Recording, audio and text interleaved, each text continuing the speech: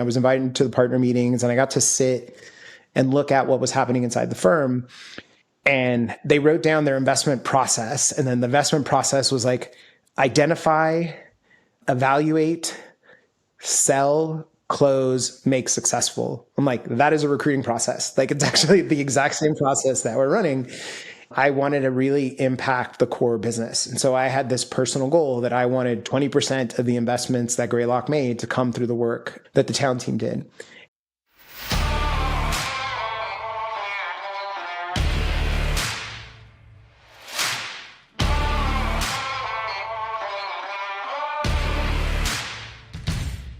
Hey, everybody. Welcome back to the HR Heretics podcast, where we get into the real talk of company construction. These are the conversations that happen between founders, chief people officers, and board members behind closed doors. We're heretics in this industry because there's a culture of silence around important business topics, especially with people. But on the show, we tell the truth and expect the same from our guests. This week's guest is Dan Portillo. I refer to Dan as the Godfather of VC talent partners. He's now building his own fund with a one-of-a-kind value proposition that prioritizes talent. We get into the deep details about how VC and VC talent partners operate. It's an influential world that most people who work in venture actually don't understand. Along the way, we hear stories from Dan's journey about Reid Hoffman, John Lilly, and Howard Schultz. We also talk about back channels, finding success as an advisor, and the necessary skill of framing new ideas as experiments. Without further ado, here's our conversation with Dan. Dan Portillo, thank you so much for joining us. You are a legend in Silicon Valley. I refer to you as the Godfather of talent partners. You were at Mozilla as the 20th employee there. You were at Greylock as the talent partner there and building the Greylock team. And now you've gone off to be a venture partner at the GP. Thanks so much for being with us.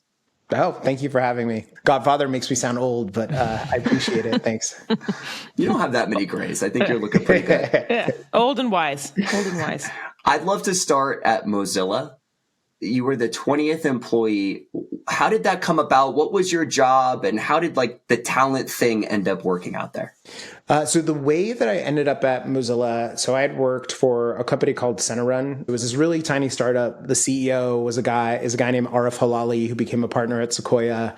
Our IT guy now runs Verily. He's the CEO of Verily. Multiple a VP at Figma, a VP at Salesforce. One of the partners that I work with. Oh, and then a guy named Shrep, who became the CTO of Facebook. So this company got bought for $50 million, but the talent diaspora went everywhere. And so John Lilly was part of the VC fund that created Run. And so he called me and said, hey, I'm joining this company, Mozilla.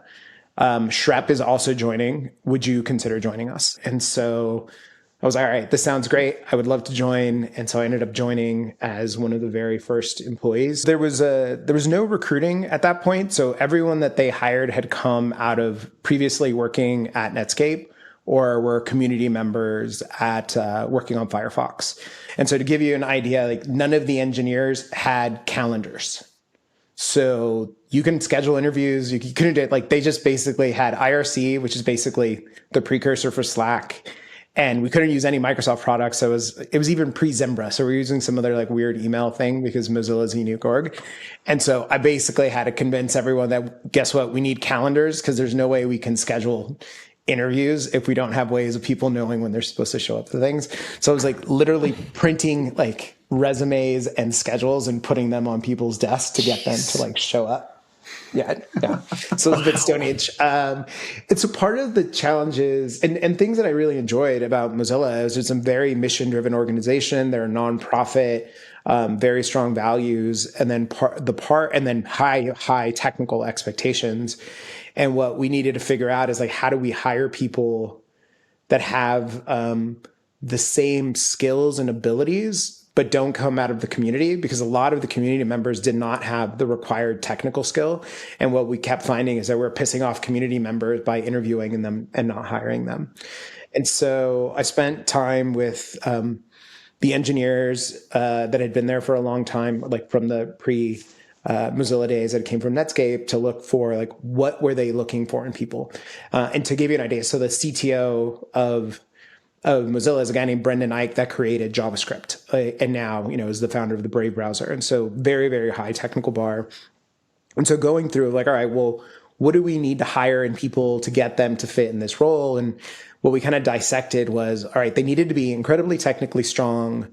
They had to be very diverse from a technical background. So no one that just loved a particular language. They needed to be able to pick the right tools and the right language to solve the right particular problem. And having a strong like mission orientation. And we also needed people that were strong systems programmers and that also loved the web. So at the time, you kind of had like lightweight web programmers, or you had hardcore C++ people. You didn't really have people that kind of stretched between the two. And so a lot of the work was like trying to find people that bridged both strong systems programming and understanding of the web. Dan, back to the scaling of Mozilla, I tend to think about this hyperscale as two sides of one coin, the HR side and the recruiting side. You were there for both, and usually the recruiting side goes first. Boom, let's hire. How did that org side catch up, or did it, or was it there was a chasm between growing that? How did you see that? So we ran recruiting first. So I ran recruiting and I set that up. And I wouldn't say we hit like hyperscale. Like I joined at 20 and there were probably about 500 when I kind of moved on to the next thing.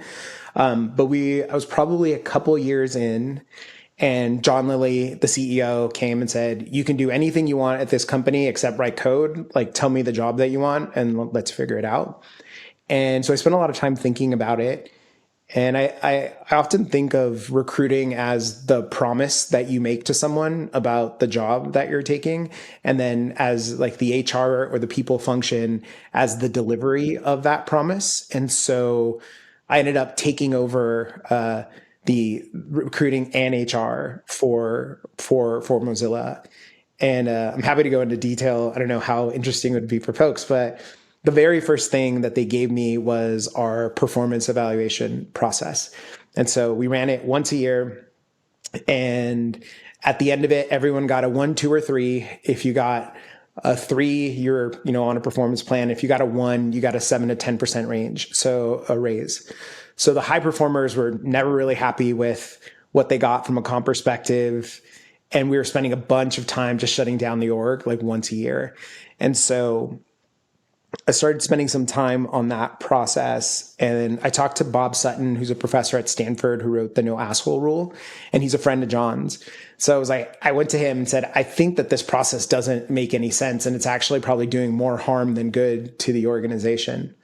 The next morning, John Lilly comes into my office and says, have you read Bob's blog this morning? And I said, no, I didn't. He's like, well, you should. And then after you read it, let me know what we're going to do about it. So Bob posted that young HR, I was young then, like it was a long time ago. So young HR executive says performance reviews do more harm than good. And so, but he didn't name me, he didn't call me out by name, but he like talked about like the set of things that we talked about and then put it into an article, and I'm sure I can find it like somewhere. But I went to John and then started thinking about like, all right, well, how did we want to manage performance? And is this once a year cycle actually what we want to do? We ended up creating a leveling structure and doing basically something similar to what Google does now, and not making it about performance reviews and really focusing on people moving between levels. So showing them what they needed to do to move from, L2 to L3, and then managing our performance against how they were doing against level. And so that way, if people are moving in their career very quickly, I could give them multiple raises in a given year. And then if people, were doing good work and it's fine, we could just kind of focus on managing the top 10% and the bottom 10% and leave, the middle, most of the middle alone. Wait, so Bob is the guy who had no asshole rule and then completely outs you? Like that seems a little contradictory to me. He did not say my name. And actually it was the best thing he could have done for me. So but it definitely created a lot of work for the next few months after that. So on the leveling piece, right now I feel like there's a push against levels. I actually talked to a lot of founders who are like, I hate levels and I want to get rid of them. What's your take on it, given that you were part of the people that instituted this? Well, that existed before, that had been around for a long time. I think we did it in a unique way. And I think the way that we managed how we thought about compensation relative to that was probably unique.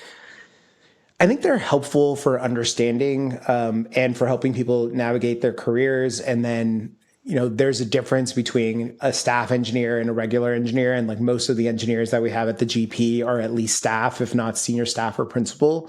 And so the amount of responsibility that someone at that level can take for their org is different. And I think it's helpful to understand that in how you hire and to say, we need to hire people at a particular type of experience and a type of impact. And that's hard to do without understanding levels.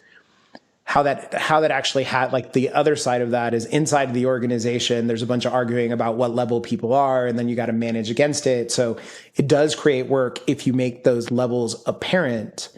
But I think you have to understand when you're hiring and if you're hiring that, but you don't necessarily have to have an internal leveling system in your organization, until you're much bigger. And then you have to think about promotions. I would say what's happened over the last couple of years between COVID and the markets, like HR and performance and like giving people massages and back rubs have probably gone to the wayside. And so I think orgs have been saved a lot of work on having to think about career development. I think, just to take a pause, and Nolan would love your feedback too. You started at Mozilla in 2005, and it's almost 20 years ago. Thank you. And we're still, the Godfather, right? But we're still ping-ponging back. Levels, no levels. Performance reviews, no.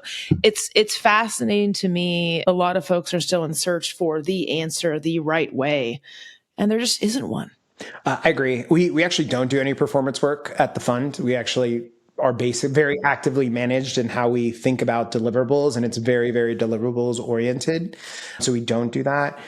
I will say that like whatever thing you choose will cause problems that you have to like fix and address. And so what you see reorgs in large companies all the time. And so you have verticalized solutions where like product management basically is vertically aligned all the way up like the org. And so then the problem that creates is like you don't really have this sense of team. And so then you'll see the organization then flip to lines of businesses, and that creates like little fiefdoms. And so the question is like, all right, well, which problem do we want to deal with first? And like which one's going to be harder? And then being aware of what problem I'm actually creating for myself in the future, and how do I want to address that?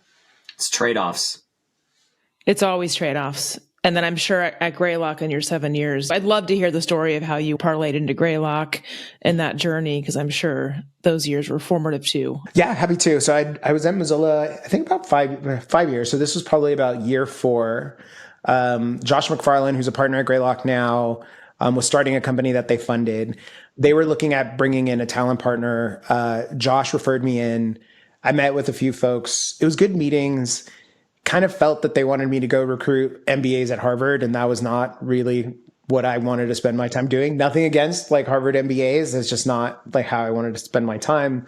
And then I went to John Lilly, who was my boss at Mozilla and still like my biggest mentor to this day. We have calls like every 2 weeks, and said, hey, like, what do you know about Greylock? Is this something I should take seriously? And he said, if you stay, I'll make you a VP, but you should go talk to Reid Hoffman, who was on the board of Mozilla. And because he knows them very well, because Greylock had funded LinkedIn in the early days. So I got to go to Reid Hoffman's house and sat down with him and talked to him about the opportunity and shared my concerns about, recruiting MBAs isn't really what I want to do. Like, I'm really thinking about this from a network perspective and what are the opportunities when you have a network of companies versus a single company. And he said, well, look, John will kill me, but if you want, like, I need a VP of HR at LinkedIn. So this is, 2010. And I said, I can't handle any more like decisions. Like I need to like focus and narrow things down. I tend to want to oversimplify things to as few variables as possible. And then Reid said, there's a non-zero chance that I'm going to go to Greylock. And I was too embarrassed to ask what that meant. And so I decided to take the VP job at Mozilla. Soon after, Reid announced that he was joining Greylock, and then John Lilly announced that he was joining Greylock, and then they had hired someone else to work in that role. And so I started thinking about like what was next for me, and I had been advising an HR company called Ripple. So a lot of the work that I'd been doing in HR led to finding the right solution. I found this small team in Toronto that was doing some unique HR work, and they started building a solution for us. They made me an offer to be the first US employee and open up the office here. And we were getting some interesting traction. We were running like all of Facebook's performance reviews, and we were talking to Hulu and LinkedIn. And so I joined to run customer success. It was a really valuable learning experience for me, probably the most that I've ever learned in any amount of time in my career, kind of my working MBA. It was the most stressful time of my life that I've ever had, because I've learned that I don't like not being good at things. Like I went to one salsa class with my mom and sucked. So I took 25 private lessons. Like that is the kind of individual that you're dealing with. And so it was incredibly stressful. I think I did a good job. And, my now wife and I were engaged, and I think the amount of stress and loss of sleep, and eventually I reconnected with John Lilly. We were having lunch, and he said, "Hey, we want to kind of rethink what we're doing from a talent perspective. Will you reconsider a role at Greylock?" And I said, "Sure, I'm happy to do it." So I came in, had a few conversations, and it moved like pretty quickly. And I had a lot of trust with John, who's been a good friend. And Reed basically came into the meeting. He says, "I'm here exclusively to recruit you to come take this job. So like, will you come here?" And so Reid Hoffman asked you to do something. You don't say no twice. So I ended up joining. Greylock was a hell of a run. I always think of you as like the model of what a good talent partner looks like. I remember you and I had a conversation, I think it was in 2017, about Figma. And you were pitching me about, the first recruiter role at Figma. And I was like, what the hell is Dan talking about with like this design company? You'd be so rich right now. I'm an idiot if that proves anything. Like, you were so right. Shame on me. That said, Greylock had so many incredible companies that they backed, and you were instrumental in working with a lot of these founders. Like, what was that experience like for you? It's like, it was, you got to work with Kevin Systrom when he was starting Instagram. There were 8 people. We placed like their head of infra, their head of infrastructure, their head of SRE. I'm getting to work with him now on Artifact. Like I've gotten a chance to work with like so many amazing people. And, Dylan was basically straight out of Brown when we started working with him on Figma. For me, it was like, how do we jump in? How do we provide the most amount of value for a founder? How do we help them accelerate a lot of their critical hiring and then put them on a path for success? And so my model, actually how I got started at Greylock, there was no job description. Basically the job was like, come here and make us look good in front of other opportunities, so it's easier to close investments. But no one told me that was the job. So what I did was I spoke with each of the investors and asked them about what was important to them. And a pattern emerged. So the pattern was, I'm interested in whatever I just invested in yesterday and whatever I think is going to be worth the most amount of money. So I went and met with each of those companies, and the most amount of money companies tended to be like breakout growth stage companies. And so most of the work that they needed was programmatic, like a university program, some training, some things that you could actually do at scale. And all of the new investments basically just needed first engineers and being able to kind of build that founding team around them. So we basically oriented almost all the work around new companies coming in. So we had a doc with every investor, their P1 and their P2 company, and then their other investments. And we oriented everything around the P1. So company would come in, we'd write an executive summary, we'd work on key roles, we'd knock out a handful of positions, bring in a recruiter, send them on their way. And so at the time, my job was to try and know everyone, every great person, like you, Nolan, from a recruiting perspective, because my job got fundamentally easier if the person running recruiting in each one of the companies was exceptional, because then we could just focus on sourcing and then throwing them high quality talent, and then they could run with it. Hey everyone, we'll be right back in a moment after a word from our sponsors. Hey everybody, your co-host Nolan here. High performance and great culture should never be at odds. They're better together. With Lattice People Management Platform, companies efficiently run people programs that create enviable cultures where employees want to do their best work. Serving thousands of customers of all sizes globally, Lattice helps everyone work better together. Learn why companies from Slack to the LA Dodgers choose Lattice. Visit lattice.com/HRheretics today. That's Lattice, LATTICE.com. Have you ever had a negative experience hiring an executive? I certainly did at Carta and DoorDash, and that's why I started Continuum, the modern AI-powered executive search firm. Continuum connects executives and senior operators to venture-backed tech companies for fractional and full-time roles. You could post any executive-level role to Continuum's marketplace and search through our database of world-class experienced leaders. Continuum will intelligently surface your opportunity to relevant operators. They'll express interest and show up in your inbox. It's like magic. There's no platform fee or hidden cost. You only pay the person you hire, and you can cancel at any time. If you're thinking about hiring an exec in the middle of a search right now or don't know how to solve a problem, I get it. Scaling is hard. Companies like Athletic Greens, Weights and Biases, Masari, and more than 100 other tech companies have turned to Continuum for help solving their people ops, go-to-market, engineering, and finance challenges. So check out Continuum in the description below. Ping me on LinkedIn if you have any questions, or head to joincontinuum.com.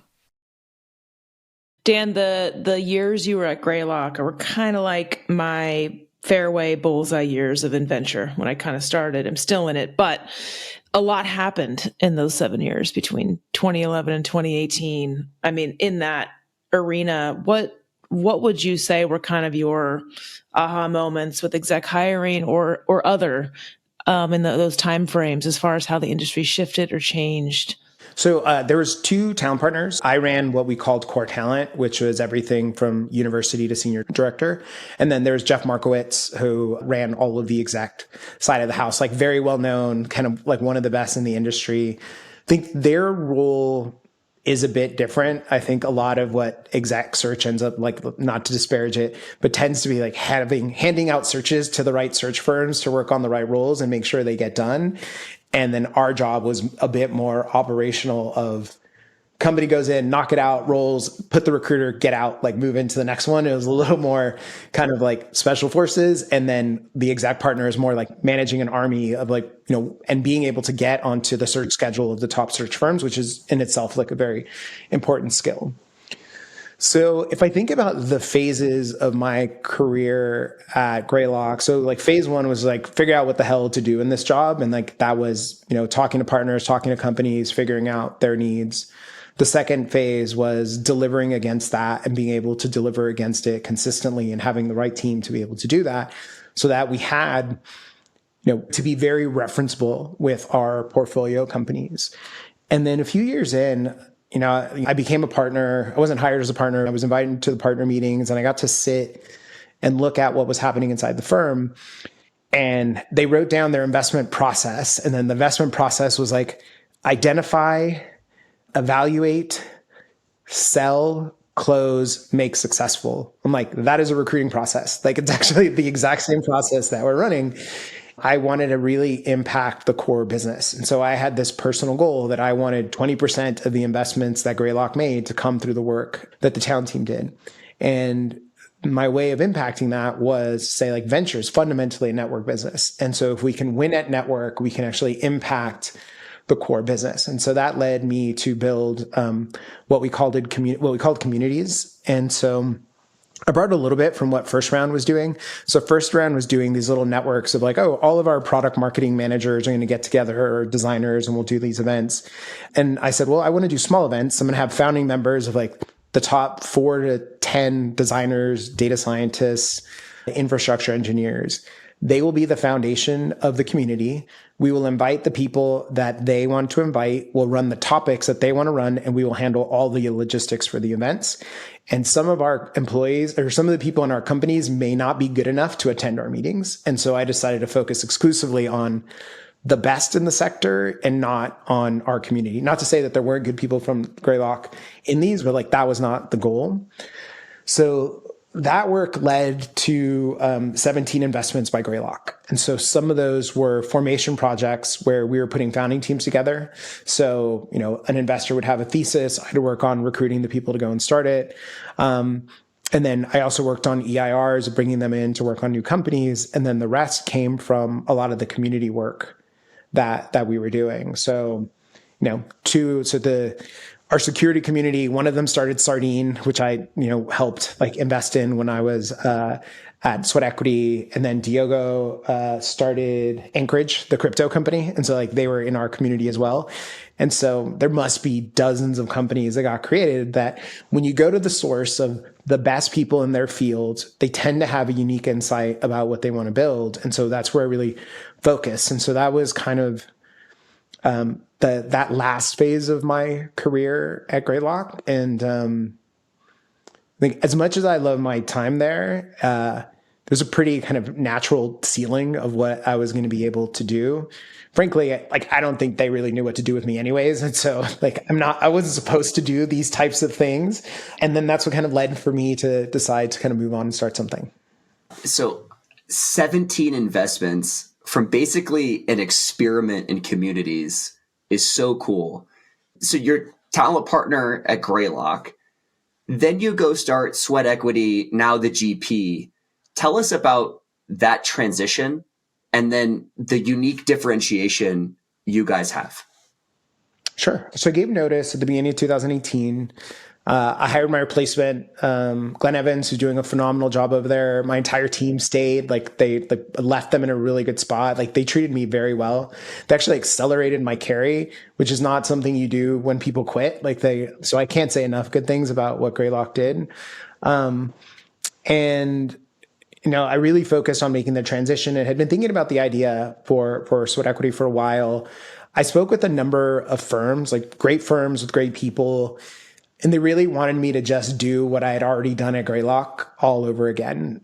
And so in my mind, I'm like, wait, there's more. There's a lot more that we can do. And the feedback was like, no, what you did before is good enough. I just couldn't do that. And my wife was incredibly supportive and said, look, I want you to be happy. I don't want you to just go back into the same job and like be unhappy in that role. And in some ways, it's like, even if they paid me more, I'd have to earn it like all over again. And I just wasn't like ready to do that or wanting to do that.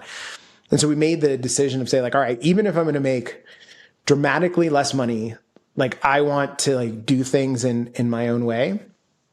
And had this kind of crazy idea. So circa 2018, so this is September, there's kind of this new transition in venture. There's this explosion of funds. Like literally everyone had money. So they're announcing their fund. We just raised X millions of dollars. We do everything from seed to public market investing, and we're ready to do deals. And so they're all trying to compete on something besides money because everyone had money. So what is it that you can provide for me? What service and what does that look like? And so my thesis was that venture was never really structured to do that. So a typical fund, like, so say you raise $100 million, you have a fee of 2 to 2.5% to operate the fund. So per 100 million, you have $2 to $2.5 million to operate the amount of money that you need to deploy. Most of that money goes to paying investors, operating the fund. And so you have a sliver of that left to provide some set of services. So to give you an idea, my team at Mozilla was about $2 million a year to run around billions of dollars of deployed capital. And so I was thinking about the space and like, all right, how do I change this? And like, I don't want to go raise a bunch of money because that's going to require me having an incredibly concentrated portfolio, because I'd have to write big checks in order to do deep enough work or to provide something like very shallow. And so that led to the idea behind Sweat Equity, which is to essentially try to unbundle venture services from venture capital. So I raised $30 million from Reid Hoffman. That $30 million was all operating budget. And then we did work in exchange for equity in our portfolio companies. And so that allowed me to spend the entire $30 million on services instead of 2.5% like per year on services. So it changed the way that I could deliver what we were doing. And so I did not set out to, create an innovation in venture. I kind of set out to like do what I could do best. And this felt like the best model to do that. But what it ended up creating was taking what is a cost center for every other venture capital firm that you're trying to amortize over as many companies as possible and turned it into a revenue center and allowed you to invest in it very differently. So I could spend $2 million on a single company if I was earning enough equity for it, instead of like my entire $2 million budget that I had at Greylock. And so it allowed me to do things that didn't scale. So for example, I would create a statement, or we create, to this day, we still create statements of work with our companies of, this is what we're going to deliver, this is what we're going to earn, and over what period of time, and here's the milestones. And then it also allowed me to create I created 3 service tiers. So talent team that does dedicated recruiting work. We ended up building an engineering team, and it's a ridiculous engineering team. So it's all kind of former tech leads and principal engineers, the tech lead for App Engine, the tech lead for YouTube, the creator of Google Wallet. I go on and on of like these people that are like, we're really excited about like getting to build with early stage companies. And then we built a go-to-market team that would focus on high velocity SDR driven sales and like 6-7 figure enterprise. And so a lot of funds will deliver leads, but what they don't usually tell you is what it takes to navigate procurement and multiple like sales site, like multiple like stakeholders, and like someone wants to buy it and you have people in the way, and like how do you actually get a 6-7 figure deal done? So a lot of the work would be able to kind of do that. And we were able to have a much, much larger team than any other fund could due to the nature of our business model. I did not announce the company for at least the first like 18 months. Like I did not want to be another fund with an idea with no proof behind any of it. I think that's kind of like the immigrant's child in me of I have to prove it. Like I can't just say I'm going to do these things. And so, it was a crazy idea. And we ended up working with like Neuro and Ubiquity 6. And we helped like launch some really early stage companies like Sardine and Scribe. And it worked like shockingly well, like way better than I thought like I had any right for it to work. After a few years, we kind of noticed that like our services equity just got diluted pretty quickly. So we got mostly kind of common shares, and that having a small amount of capital going in would allow us to protect our position in the company. So I went back to Reed and said, hey, can we expand the fund to write like 300 to 500K checks in our seed stage companies? And so he agreed to that. Like he's been the best partner like anyone could ever ask for. And then we were also introduced to Howard Schultz's family office, so the Starbucks founder. And then we did another 22 million in SPVs like into our portfolio companies. So service would open the door or create the opportunity, and then capital does have scale behind it. So the ability to bring in capital to broaden our position in the companies that we work with. And so it worked pretty well.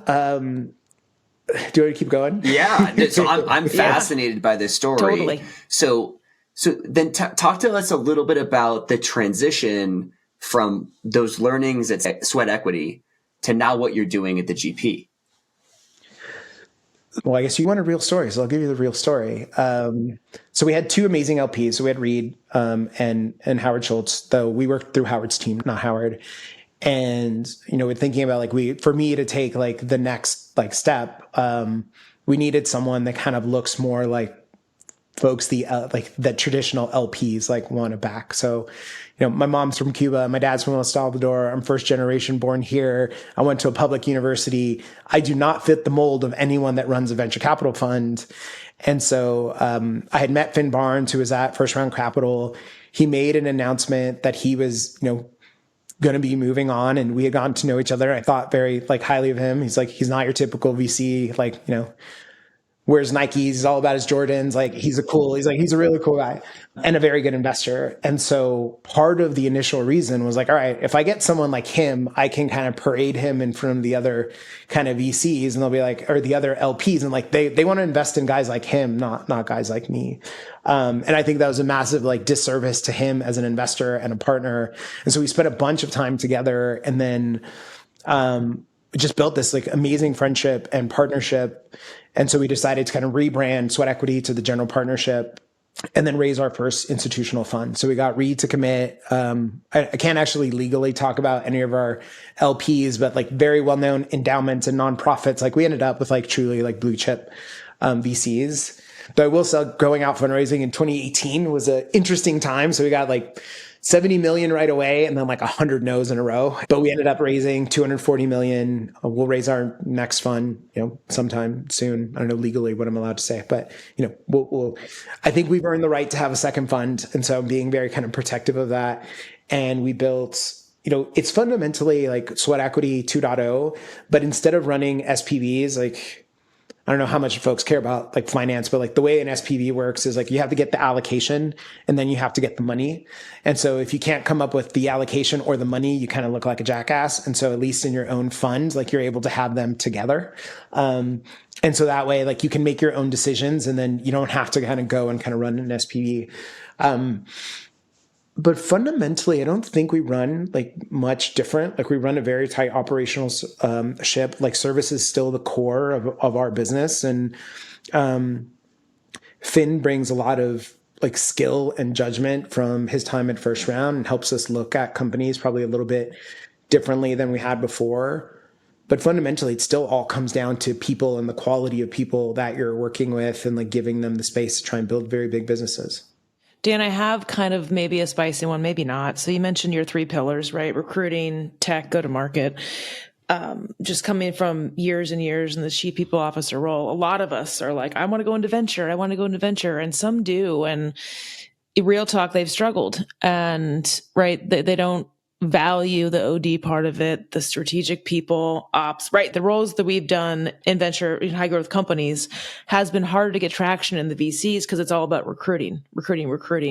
I'd love your views on that and if that's shifting at all or how you think about it. I mean, I can't speak for other firms. I think at its core, it's a different job, right? And so what the role of the talent partner in firms maybe is making the portfolio companies better. It's more likely the illusion of looking like you're doing a very, very good job and that your companies are happy and view that it's important and that in the board meeting, the CEO says something about that firm and embarrasses the other board members at other firms and they go yell at their talent partner of like, why isn't company X like saying good things about us in the board meeting? That's so true. And so part of like, how do you create the thing that is most referenceable and noticeable like for founders? And a lot of that is like, a lot of the OD work is not the CEO's work. Like you're working with like, you know, if the HR leaders like love you, that's great, but that doesn't show up in the investment pipeline. And so if a founder is talking to another founder about a firm, it's usually like, oh, they helped me with this like organizational design problem. No, it's like they solved this like particularly important problem for me. And because of that, I'm very grateful to them. Or they brought me 12 executives. Yeah. And then it's like they changed the trajectory of our company. And so I think that it's like, how do you kind of figure out the right level of organizational impact? And no one tells you what the job is. Like I said, I mean, I told you how it got started at Greylock. I was like, all right, like make us look good, but we're not going to tell you how. Go figure it out. And so I think at the benefit of being one of the early people in the role, I had people kind of show up and be like, all right, you've been doing this, like, what did you do? I'm like, well, look, I can't tell you how your partners view the job, but I can tell you every partner has probably a slightly different job. And there's probably a couple partners that don't think you should work there. And I definitely had a couple of those at Greylock that were like, why the hell is Dan here? And like, what value does he actually bring? And so you need pretty thick skin if you're going to have that job. And then you need to have a point of view on what does it take to be successful. And I wouldn't expect the partners to be able to kind of do that for you. It's so interesting. Everything you just said, I would say is exactly what CPOs face in companies. Some executives are like, why are you here? And we have to prove that value and have a point of view and what that value is. On the talent partner piece, I totally agree with you, Dan. I always say from the outside looking in, feels like talent partners have many masters. All of the GPs in the fund who have different views of what success looks like. And then all of the portfolio CEOs who are at different stages of their business, who have different problems, but Dan's there, so I expect Dan to do this thing for me. I feel like it's almost an impossible task. And, you know, obviously you did it amazingly well at Greylock and took the learnings and parlayed them. But I do caution a lot of my friends who are like, I want to get into VC. I'm like, are you sure? Like, what do you tell people who come to you and say, like, should I get into a VC talent partner role? I tell them what to think about and consider. I try not to tell people what they should or should not do of like, here's the expectations around the role. I think if you do have, like, there's usually at least one or two people that are the champion for bringing that in. And as long as you have them in your corner and like you can actually speak to driving some success and then deciding, all right, is success trying to make everyone a little bit happy, or is it making a few people like very happy? Because there's only trade-offs, and like the firms are always going to be too small relative to the amount of work that they need to do. And so you have to make some bets about what you're going to impact and what you are going to do and what you're not going to do. And if your job is just like, oh, I'm going to try and make everyone happy with every random request, like it's just going to fail. And so I think I had the benefit of having, John Lilly and Reed and the ability to say like, all right, well, here's our strategy. Here's my strategy. Here's how I'm going to execute about it. The other thing that I actually cage people, everything that I did at Greylock, I caged as an experiment. And so I would say, I want to experiment with X. I knew exactly what I wanted to do, but I wanted to at least be able to show like, here's a little thing. Here's, I'm going to prove how it works. Here's the data. And we're going to invest like further in that a bit more. But it allows, no one's going to argue with an experiment, but like you're going to get into like a giant argument if you have 8 people trying to like argue against your core strategy. And if you even get the chance to like present in front of partners, because I don't know how many talent partners actually get to present like their strategy in front of partners. Such a great way to get buy-in. Just in general, it's a great rule of thumb is frame it as an experiment. Iterate. It's a great word.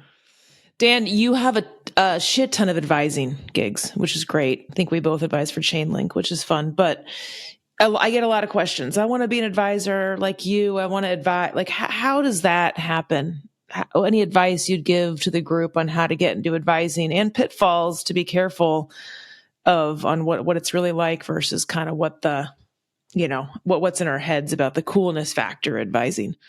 I still work with Chainlink. I think I can't ever tell Sergey now. I've tried to get him to like stop paying him, like stop like giving us stuff. Like I'll just help you. And he's like, no, like I refuse to do that. We'll like keep you on the advisor piece. He's phenomenal. That's probably why you still do it, by the way. Oh, yeah. I mean, I think it's a pretty impressive company. I've been working with them for 3 years now. Like it's crazy. But I think part of it is like having one, you got to really like the people. You have to like the problem. It's generally not a lot about money. I guess it could work out like a little bit, but I think part of it is do I get to put my expertise to work, and do I get to put it in a place where it's incredibly like useful? When I joined Greylock, I thought I would never do another HR product like as long as I live. And then I got introduced to Culture Amp when they first got started. It was just like the 5 founders, and they came to the office, and like we had a really good chat about what they were doing, and they had this like really good forcing function for collecting data. And so I decided to kind of join them as an advisor when they were first getting started, and I helped them with a lot of their early customers.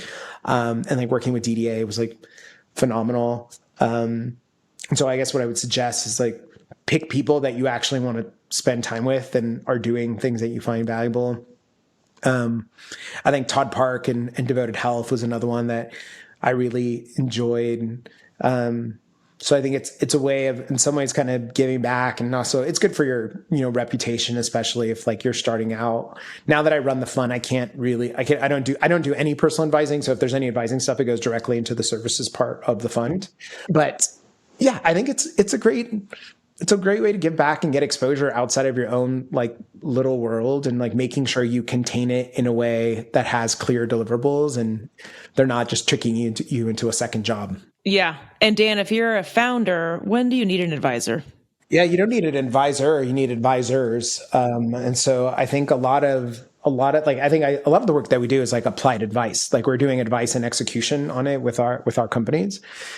In that, if you're a founder, you usually spike in a particular area. Giving in tech, it's almost all engineering spiking. Like they know, he says, but they, maybe struggle with customer discovery or deal navigation or all these other pieces. And so I think for people that understand their strengths and weaknesses of having folks that can work with them is incredibly important. I think what we saw is that our go-to-market like expertise has been incredibly valuable to the types of founders that we work with of what the hell is procurement? Like they didn't even know that a thing called procurement existed before. And so now they're having to talk to people that are like hammering down like what the deal that they thought they already struck. And so just having someone work through these things that you've never seen before, and you're not going to really get that from your VC, because a lot of investors either have only been an investor or they operated before cloud existed. So like it's a different set of like expertise of like, I wouldn't take my advice on recruiting. Like I don't actively recruit that much anymore. And so you should talk to someone who's doing it. Get out of here, man. Get out of here. Dan, you raised your fund in 2018. It is now the end of 2023 and the world of venture looks a lot different. What are you expecting going into 2024 and how are you positioning the fund and advising founders? I think we got lucky. Like it didn't feel like lucky, but it was lucky. So original fund 2018 was all services. So it was pretty small. Our first institutional fund was a couple years ago. So that was 240. So we really got started in, I guess, like 22. All the crazy investments got done in 21. So we were lucky in that we don't have a bunch of like highly overvalued companies that we're going to have to do markdowns on. So that was pretty lucky for us. I'm a little worried about 2024. I think there's a lot of things going on in the world. So you have Ukraine, you have Israel, we have an election coming up. It's like, so it could get a little bit dicey. So I'm just trying to actually enjoy 2023 before I don't want to worry about 24 until like I get through the holidays and be like, all right, the election has started now. Shit's going to get weird again. So I think through COVID and the last, year or so, companies have gotten very, very efficient in raising the money that allows them to operate for a couple years and really focusing on revenue and profitability. And I think that that's good because you can't just raise your way out of problems. And so I think that that lays a very good foundation to build some great companies. I'm excited about our portfolio and the set of things that they're doing. And they've been battle tested in a way that most people haven't. It's been 10 years since we've had any kind of downturn. So you could be a 10-year Silicon Valley veteran and never been through any kind of economic issues. And so I think it's a good reset. And I think it's good for people to help run better businesses. And like now, just assume things are going to be shitty. And if you plan against that, then like you're going to put yourself in a position to be successful and then leave some dry powder for hiring or whatever you needed. So if if it looks like the opportunity is starting to get some momentum, that you can invest kind of behind it. And so I think we were trying to do way too many things at once in 2021. And I think, much of the industry got over their skis. Yep, I agree. So transitioning into our rapid fire questions, I want to know who your best hire is and why. Ooh, can I do two? Is that okay? Yeah, two's cool. I didn't think about this. You might know a guy named Brett Record. So Brett's the partner at Sequoia. He is exceptional. I met him, I don't know how many years ago. And so he got started. We're a week apart, like in age. I actually officiated his wedding, and he and his wife are my daughter's like godparents. When he graduated, I guess in like 99, 2000, the market went to hell. And so his job at Anderson Consulting or Accenture, basically he lost it. And so he was working for a buddy of ours at Cushman & Wakefield doing contracts, getting paid like $18 an hour. And I'm like, hey, you're pretty smart. Like you should try recruiting. I can't hire you because you don't have any experience, but I can get you a job at an agency. Like you're going to have to like cut your teeth, like kill what you eat. But like do that for a couple years and then I'll hire you to work for me wherever I'm at. So placed him at the agency. He did that work. And then a couple years later, I was like, all right, like you've learned it. Let's hire. Let's bring you in. And so I brought him in. I introduced him to Shrep and John Lilly. Both said, no, we should not like hire this person. And I said, well, I want to hire him like anyways, because I think he's going to do a really good job. And he was probably like one of the best hires that I've ever made in my career. And then I think a couple of years later, like John came to me, he's like, I will never question you on any hire ever. Like you can hire whoever the hell you want because like Brett has been like so like phenomenal. My other favorite one was we needed to hire associates at Greylock. And so I'm like, all right, I'll work with the search firm. We paid them like $90,000. Like it went absolutely nowhere. I won't throw the search firm under the bus, but I'm like, all right, I'm just going to do it myself. And so That's actually probably my favorite search, because like that search, like of those people there, one's a partner at Index, one's a partner at Quiet. There's a bunch of people I went through. The person that we ultimately ended up identifying was a guy named Sam Motametti, who was, just out of Stanford, PM at Relate IQ. He wanted to start like a startup. I'd stayed close to him. Like a year later, he's like, all right, well, this business is doing okay, but it's never going to be a huge business. I'd like to like rethink moving in venture. So we ended up hiring him as an associate. Like he's now kind of heir apparent to like run Greylock. Like he's kind of on the management committee. I don't even know if he's 30 years old yet, but I think I have a good nose for talent like pretty early in their career. So whatever credit I could take for their career success, I'm happy to do. Is there a secret there that like for the undiscovered talent of like how you're finding these people and what tips it to you? Is there a secret? I think it's twofold. It's actually a good question that I thought about discussing with the guys. I'm not big on structured interviews. A lot of my approach on what I do is I really go deep into people's work history of like what they did, why they did it, the decisions they made, why they mattered, the impact they had in the role. And then I validate all those things. So I'll go and do references, because like my worst set of people to interview are consultants like McKinsey and Bain, because they're all taught to do presentations. And so you can't really tell who's good and who's not. And so a lot of the work of getting through and understanding what people have done, what they think that they're capable of doing and where they want to go, and then validating that they're good. So in Sam's case, like I reached out to GJ Patel, who was running product at the time. And he's like, Sam is too good to work in venture. He should start a company. And so I'm like, all right, like that was a good reference to like figure out that he's someone that we should spend time on. And now DJ's in venture. So, so I think a lot of it is like trying to understand, is a person good? And, my experience kind of like, I think a lot of like past experience indicates like future experience. And I think a lot of the people that we ended up hiring at the GP, a lot of first generation, like college students, a lot of first generation people in the US. And it's funny, it's not by design that we look for that. It was kind of after the fact, and we were having like a lunch or a dinner, that those things came out. And then there's a certain level of kind of grit and desire that kind of try to look for and find in people of like, is this person unwilling to not be successful?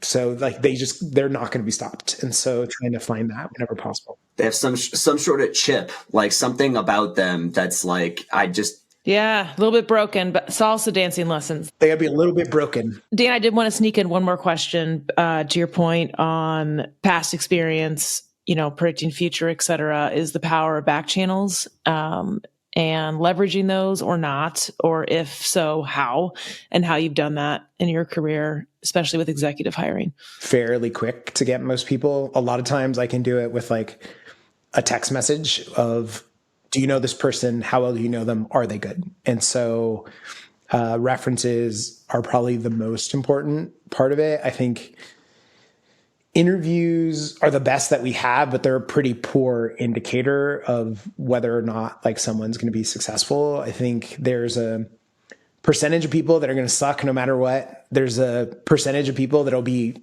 successful no matter what. And then the vast majority of people, it's like situational. And so I think that's part of why I like doing a lot of history of like why people like, what people like, because it helps me to fit like what size hole do they fit in an organization, and how do I put them in the place that's going to make them be where they can actually be most successful. And I think that's kind of led a lot of like the back channel helps. But I think part of that is really kind of understanding things that people maybe don't understand themselves. And so I've had folks come to me like years later and be like, our interview was really helpful. And I'm like, I don't even remember that conversation. And I think part of that's because I've had, I don't know how many thousands of them like over the years, but if you can find like what people like actually makes them tick, like you can put them in the right job. And I think that's one of the really great parts of being like a venture partner in talent, which is if you fundamentally know your companies and you know what motivates people and you know what they're good at, you have an opportunity to put them in like the best jobs that they're ever going to have. And there's a lot of reward a lot of reward that. And that's probably like the best part of doing this job and every job that I've had, of like when someone comes back and they're like, that is the best job that I've ever had. Like, thank you. Yeah, I couldn't agree more on the back channels. I mean, I used to get maybe 1-2 texts a week, right? And the text would be, are they good? And my answer would be, well, it depends. What are you hiring them for and where? They can be dangerous. They can be super helpful.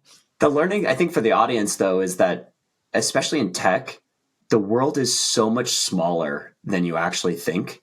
And the longer that you're in the world, the more people know you. And it's usually just like, it's, what is it, 7 degrees from Kevin Bacon? It's like more like 7 degrees from like Dan Portillo. Because like people are going to be able to figure out very quickly who you worked with and hit them up. And so that's where reputation, I think, really matters. And regardless, I was talking to a friend the other night who's a little frustrated in her current role. And I was like, whatever happens, like you must leave on good terms and you must end that thing as professionally as possible. And that's one of the things I look at earlier in my career that I regret, that I wish I would have done better. And it's people are connected, super small. But there's one thing, actually, hopefully it's helpful to your audience, of as I think about like my career and some of the lessons of like early in your career, everyone that you talk to is more valuable to you than you are to them. And that at some point, like that will flip when you build enough expertise or knowledge, and being aware of like when that flips, of like, how do you then start to give like back to people in it? And, there's also kind of this growth in working as a, in talent or a talent partner, that the beginning is like you get good at sourcing, and then you get good at running process. And then, maybe you get good at closing people, or you run a big talent team. Of the people that I've found that like work at like a truly like expert level are more than just like closing recs. Like you're not just like, oh, here's this job, I found the person, I closed it, but you're actually filling holes like inside of companies. And so part of that is like understanding like, well, what are we trying to accomplish like with this job or this piece that we want to hire? And that when we place a position, does it actually cover 2 holes that we have, not just one? And so how does that kind of factor in, and where you kind of move from filling jobs in a company to actually company building. And that's a very different skill set that takes a long time to get to. And I think that that's kind of the big shift of when you've gotten to that really like top level in your career, that you're able to kind of affect organizational level problems, not requisition problems. That's the top of the food chain of designing teams.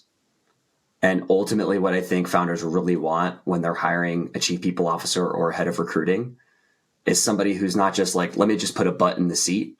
It's somebody who's thinking holistically, not just about the skills required, but the interpersonal skills and how that person interacts. And ultimately, that's going to be the team that builds the company or that kills the company. Dan, thank you so much for coming on the show. You've always been a mentor to me. Every time we talk, I learn so much. And I really appreciate the time.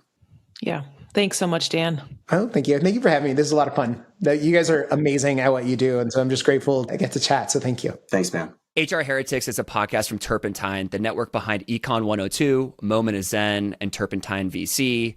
Subscribe, 5 stars, share it on Apple, YouTube, Spotify, anywhere you get your podcasts, all the things.